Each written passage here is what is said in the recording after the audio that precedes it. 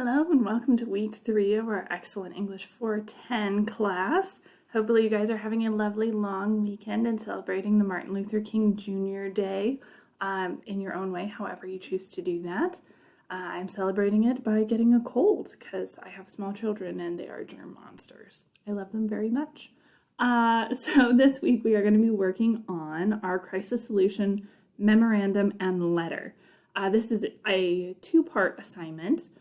So I want to just kind of outline that for you here. There are 2 pieces you need to complete in order to be successful with this. You need to write a formal memorandum and a formal letter, both of which we will be building throughout the week. So if you take a look at this assignment that's due Sunday and you're like, dang, that's a lot of work. Don't worry, it is a lot of work, but we are spreading it out throughout the week with discussion boards and pulling pieces together so that by the time that you get to this final assignment, it's not such a huge chunk of time. So this is a 100-point assignment, so it's worth a lot, worth investing in. You will get to pick a case study, whichever one you're most interested in, and we'll be working on these throughout the week.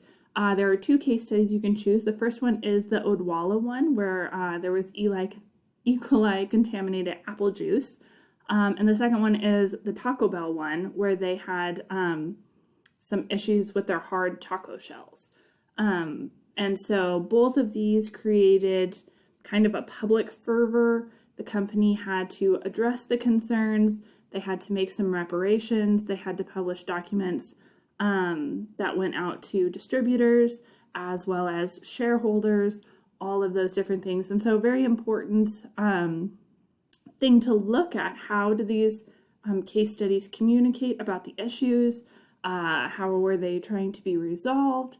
All of that good stuff. And so you get to practice that kind of resolution writing in this assignment. First of which is a memorandum. This is a formal kind of writing that you would think would have fallen out of favor when everything became much more electronic based, but it's hung in there, so we get to learn how to do memos. They are a highly format-heavy type of writing, so it's very important that you pay attention to the format in this. So you're going to be including the subject lines, you'll have some background and discussion, you'll make some recommendations, and the discussion section of the strategy memo should do a couple different things. And so do make sure that you're carefully reading all these instructions, as they will help you obviously be successful in the assignment. After you've done the memo, you'll take a look at the business letter, and you are going to create a formal business letter. And I've got some documents in the modules that'll help you with that as we get there. So that's an overview of that assignment. And if you go into the calendar, you'll see that we are going to be creating pieces of this assignment throughout the week. So today you're going to get started on your first discussion. Kind of think about it today. You don't have to submit it today, but think about it today on the calendar. Start working on it. And then on Wednesday, you have your first discussion board assignment. And so for 40 points, which, is still a good chunk, you are going to start writing part of your memo. So you can pick either the Odwalla case or the Taco Bell case. And I like to have a little fun with it. So if you want some help picking, you can just go like that. You're like, oh, I think I'll work on Taco Bell.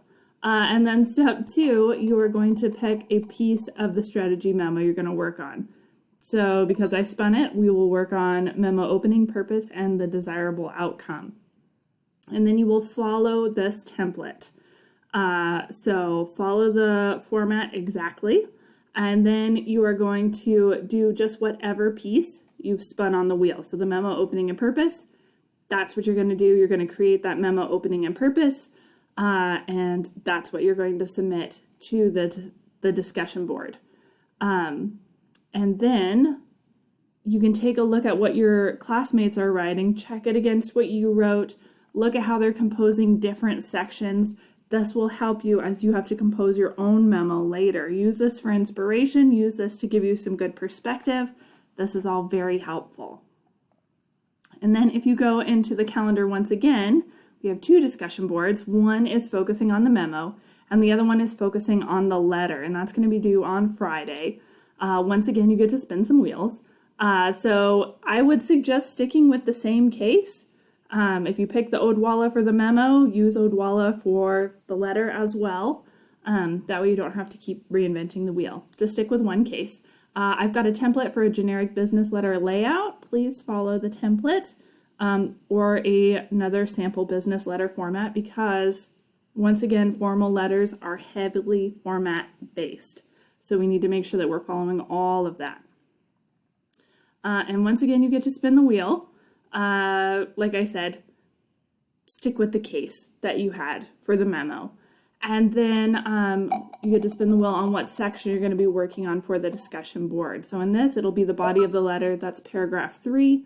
And you can take a look in here. See, this is where you point to 1 or 2 actions the reader can take.